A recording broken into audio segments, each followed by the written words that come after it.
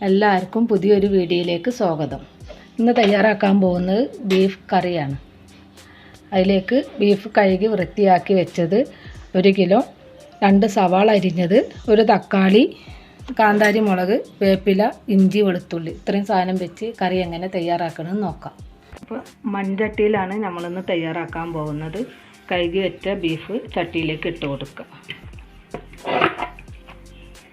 ഇതിലേക്ക് 1 സവാള അരിഞ്ഞ് വെച്ചത്, തക്കാളി, കാന്താരി മുളക്, ഇഞ്ചും വെളുത്തുള്ളി ചതച്ച് വെച്ചത്, വേപ്പില, 1 സ്പൂണ് ഉലുവ, 2 സ്പൂണ് മുളക് പൊടി, 1/2 സ്പൂൺ മഞ്ഞൾപ്പൊടി, 2 സ്പൂണ് കുരുമുളക് പൊടി, ഗരം മസാല 2 സ്പൂൺ, ഉപ്പ് ആവശ്യത്തിന്. ഇത് നമുക്ക് നല്ലപോലെ കുറച്ച് വെള്ളം ഒഴിച്ച് കുഴച്ചെടുക്കാം. 3 സ്പൂണ് മല്ലിപ്പൊടി കൂടി ഇട്ട് കൊടുത്തിട്ടുണ്ട്. നമുക്ക് നല്ലപോലെ ഒന്ന് കുഴച്ചെടുത്ത് വേവിക്കാൻ വെക്കാം.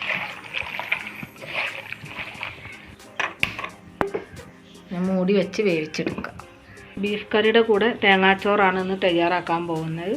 അതിലേക്ക് 1 പാത്രം അരിക്ക് 2 പാത്രം വെള്ളം, അതിലേക്ക് കുറച്ച് ഗ്രാമ്പൂ, പട്ട, 3 ഏലക്ക ചതച്ചത്, 1 സ്പൂണ് പെരിഞ്ജീരകം, ഉപ്പ് ആവശ്യത്തിന് ഇട്ട് കൊടുക്കുക. കുറച്ച് നെയ്യ് കൂടി ചേർക്കണം. 1 സ്പൂണ് ഉലുവ കൂടി ഇട്ട് കൊടുക്കുക. വെള്ളം തിളക്കുന്നത് വരെ നമ്മൾ കുക്കർ ഇതുപോലെ മൂടി വെക്കാനേ പാടുള്ളൂ. നല്ലപോലെ അടച്ച് വെക്കരുത്. തിളച്ച് വന്നിട്ടുണ്ട്. നമുക്ക് തുറന്ന് നോക്കാം. അതിലേക്ക് 1 തേങ്ങ ചിരണ്ടി വെച്ചത് ഇട്ട് കൊടുക്കാം.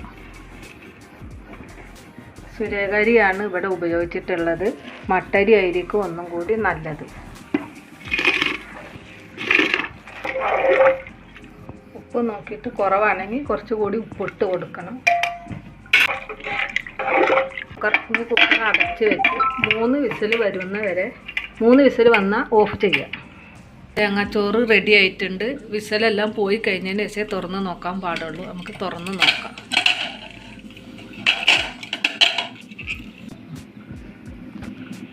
ബീഫ് കറി റെഡി ആയിട്ടുണ്ടെന്ന് തുറന്ന് നോക്കാം. ബീഫ് കറി താളിക്കാൻ വേണ്ടിയിട്ട് കുറച്ച് വെളിച്ചെണ്ണ ഒഴിച്ച് കൊടുക്കുക. എണ്ണ ചൂടായി വന്നിട്ടുണ്ട്. അതിലേക്ക് ചെറിയ ഉള്ളി അരിഞ്ഞ് വെച്ചത്, ഉള്ളി നല്ലപോലെ മൂത്ത് വന്നിട്ടുണ്ട്. കുറച്ച് കറിവേപ്പില, 1 ടീസ്പൂണ് ചതച്ച മുളക് പൊടി കറിയിലേക്ക് ഒഴിച്ച് കൊടുക്കുക. ബീഫ് കറിയിലേക്ക് ഒഴിച്ച് കൊടുക്കുക. നമ്മുടെ ബീഫ് കറിയും തേങ്ങാച്ചോറും റെഡി ആയിട്ടുണ്ട്. ഒരു പാത്രത്തിലേക്ക് എടുത്ത് മാറ്റാം.